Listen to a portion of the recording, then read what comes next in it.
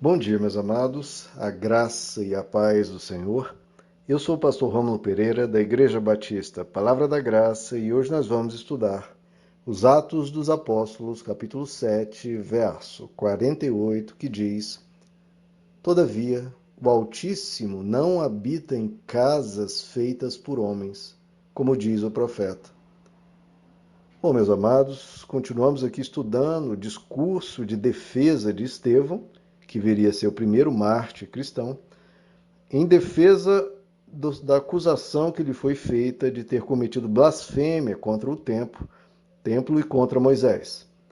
Ele vem narrando toda a história da revelação judaica, mostrando que não cometia blasfêmia alguma, pelo contrário, respeitava toda a tradição judaica, entendia e valorizava as escrituras. Porém, aqui ele começa a endereçar melhor a acusação. Porque os cristãos, eles seguiam a Jesus, serviam a Jesus e cultuavam a Jesus. Já os judeus tinham um apego muito grande e uma quase idolatria ao templo. E aqui, então, Estevão começa a tratar desse ponto ao qual ele foi acusado de blasfêmia contra o templo. E ele vai mostrar que quem estava cometendo blasfêmia não era ele, eram os judeus que blasfemavam contra Deus, colocando o templo como praticamente um objeto de idolatria. Ele faz aqui então uma referência ao próprio Salomão, ao rei Salomão, o grande rei Salomão, quem foi o construtor do templo de Jerusalém, aquele templo inicial, que foi sonhado, que foi desejado ser construído por Davi, mas Deus disse a Davi, como comentamos no áudio anterior, Deus disse a Davi: Davi, você não pode construir esse templo, porque você foi um homem que derramou muito sangue, quem construirá será seu filho Salomão. Então Salomão faz uma dedicação do templo, ao qual o próprio Estevão faz referência quando diz: Todavia o Altíssimo não habita em casas feitas por homens. Que é algo óbvio, né, queridos? Mas a religiosidade, às vezes, reduz Deus para engrandecer construções humanas. Porque a construção humana, não, Deus mora aqui dentro. Isso reduz Deus, mas é uma tentativa de elevar a obra, o feito humano.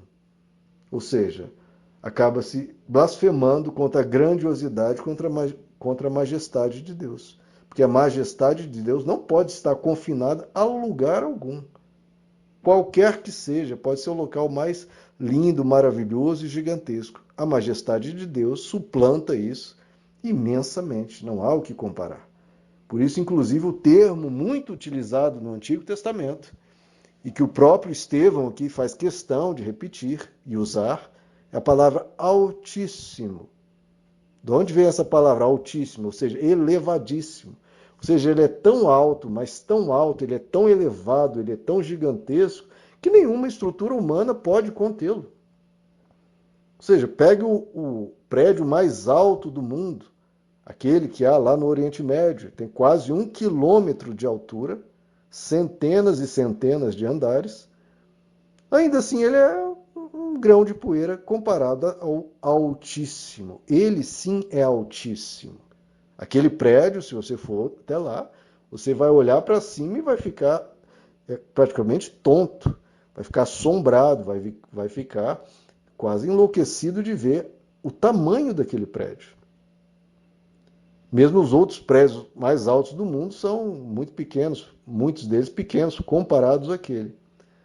Mas ainda assim, tudo isso e toda a construção humana é minúscula comparada ao realmente aquele que é Altíssimo. O Altíssimo não habita em casas feitas por homens. E esse tipo de afirmação que ele está dizendo, as pessoas gritavam contra Estevão: é blasfêmia, isso é uma heresia, que coisa que você está dizendo. E muito do que eu venho comentando ao longo dos áudios, às vezes as pessoas podem fechar a cara, podem achar que eu estou indo longe demais, mas o que vocês estão vendo aqui não é a minha opinião. Estevão está dizendo isso. E por isso ele foi martirizado, por isso ele viria a ser morto. E Estevão está citando o que Salomão disse: quem construiu o templo? O construtor do templo já disse isso, que o Altíssimo não habita em casas feitas por mãos humanas. Está escrito lá em 1 Reis, capítulo 8, verso 27, repetido 2 vezes no livro de Crônicas. Então, 3 vezes no Antigo Testamento e mais essa aqui de Estevão e mais uma de Paulo lá em Atos, capítulo 17. Lá em 1 Reis 8, 27, Salomão diz: ao dedicar o templo, ao fazer aquela oração a Deus, consagrando o templo construído, ele diz: mas, na verdade, habitaria Deus na terra? Eis que os céus e até os céus dos céus não te podem conter, quanto menos esta casa que eu edifiquei. Então, o próprio Salomão reconhece, e esse reconhecimento engrandece a Deus. E por isso Deus honrou Salomão. Agora, quem quer reduzir Deus? Olha, se você quer se encontrar com Deus, tem que ser aqui. Olha, Deus, ele mora só aqui. Qualquer tipo de afirmação nesse sentido reduz Deus, confina Deus quando Deus ele é onipresente. Em outros versos das Escrituras, chega a dizer que os céus são a habitação de Deus e a terra é o estrado dos seus pés. Ou seja, é onde Deus pisa. Não é onde ele mora, ele não mora numa casa. A terra, se fosse algum lugar, seria um lugar onde Deus caminha, ele pisa. Por quê? Mostrando que a terra, o planeta inteiro é muito pequeno perto dele.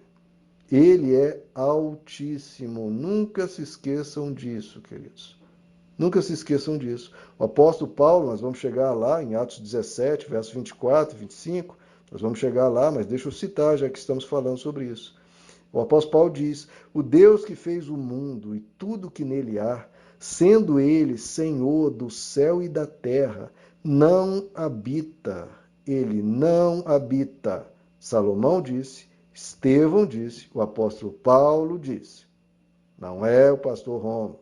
Salomão, quem construiu o templo, Estevão, o primeiro mártir cristão, e o apóstolo Paulo, um dos principais escritores do Novo Testamento. Ele diz: ele não habita em templos feitos por mãos de homens, nem tampouco é servido por mãos humanas, como se necessitasse de alguma coisa, pois ele mesmo é quem dá a todos a vida, a respiração e todas as coisas.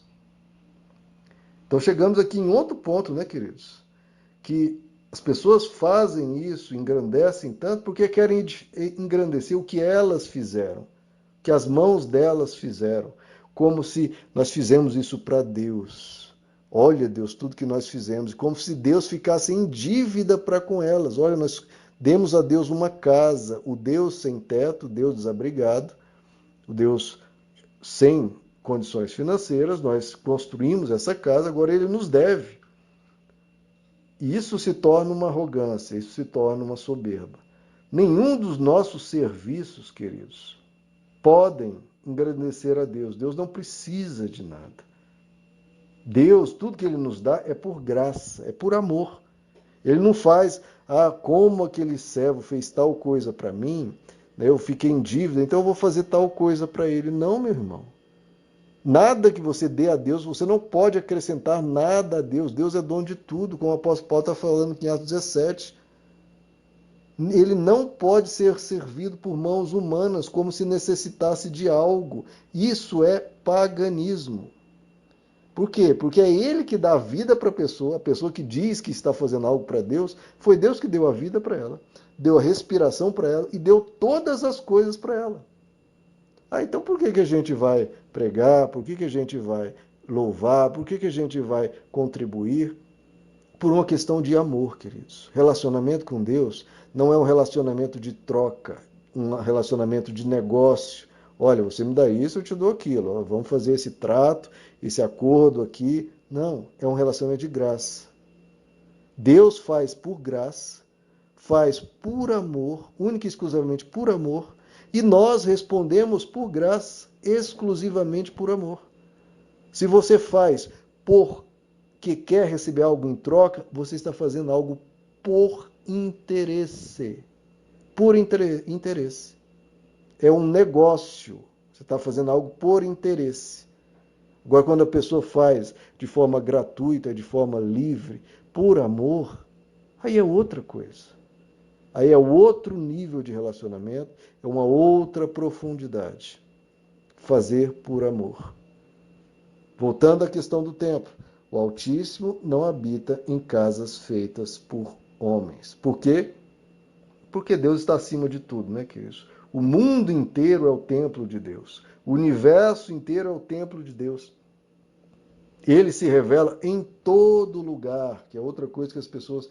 Não, Deus, mas Deus se revela no templo. Não, ele se revela em todo lugar. Em absolutamente todo lugar. As pessoas dizem, mas, pastor, isso talvez seja a sua opinião. Não, está escrito isso. Salmo 19 diz, os céus declaram a glória de Deus. Tem céu, falta céu em algum lugar do mundo? Não. Os céus declaram a glória de Deus, o firmamento proclama as obras de suas mãos. Um dia fala disso, ou outro dia. Então Deus se revela no planeta todo, se revela através do tempo. Um dia fala disso, outro dia. Uma noite revela outra noite. E olha só, não, mas tem que ir alguém lá falar. Não, está escrito. Sem discurso nem palavras, não se ouve a sua voz, mas não é algo audível. Sem discurso nem palavras, não se ouve a sua voz, mas a sua voz ressoa. Ah, mas aqui nos países cristãos. Não, a sua voz ressoa por toda a terra e as suas palavras até os confins do mundo. Deus não fica sem testemunho, porque Deus não está confinado em templos feitos por mãos humanas. E alguém pode dizer, alguém mais atento, mas pastor Rômulo, Romanos 10 diz que sem fé, né, como eles vão crer se não houver quem fale? Porque Romanos 10 diz que a fé vem pelo ouvir a mensagem de Cristo. A fé vem pelo ouvir, pastor Rômulo. Então como é que está escrito? É Romanos 10, 17. Mas leia o verso seguinte, por favor, que está escrito. O apóstolo Paulo diz, e eu pergunto, eles não ouviram? Claro que sim. E aí ele cita o Salmo 19 que eu acabei de ler. A sua voz ressoou por toda a terra e as suas palavras até os confins do mundo. Deus, ele fala a todo ser humano, a cada indivíduo, porque ele não está confinado. Ele é um Deus que sabe muito bem se expressar. Ele não é um ídolo, né? Como o Salmo diz, os profetas denunciavam. Os ídolos não têm boca, eles não falam. Eles têm boca e não falam. Mas o nosso Deus não é um ídolo. Não reduza Deus a uma estátua. Deus, ele tem boca e ele fala a quem quiser no coração humano da forma que ele quiser fazer. Então que a gente perca essa ideia, irmãos, pagã, de um Deus confinado a um templo, a um Deus que necessita de coisas, a um Deus que não pode falar por si próprio nos lugares ao redor. Tudo isso é paganismo. Ou seja, três conceitos pagãos, que muitas pessoas creem nisso como se fosse cristão. Deus está confinado a um templo, Deus cristão é onipresente, Deus ele precisa de coisas, precisa de rituais, precisa de louvor. No Evangelho, é Deus que dá a vida, a respiração e todas as coisas ao ser humano. Deus não precisa de nada, ele é todo poderoso. E por fim, o Deus pagão precisa que alguém fale para os outros. Quando o Deus do Salmo 19 e de Romanos 10, nos versos que as pessoas esquecem, diz que a sua voz ressoa por toda a terra e a sua mensagem chega aos confins da terra. Então, esse é o Deus cristão. Rompa com esses três princípios pagãos, que não tem nada a ver com o cristianismo, e adote os princípios da palavra de Deus. Deus não está confinado, Deus fala por si mesmo e Deus não precisa. Tudo que você for fazer para ele, faça por amor, faça por liberalidade. Não é porque ele precisa, não é porque ele está implorando, é porque você faz em amor. E Deus, tudo que ele faz é por amor a nós. Meus amados, que Deus lhes abençoe. A graça e a paz do Senhor.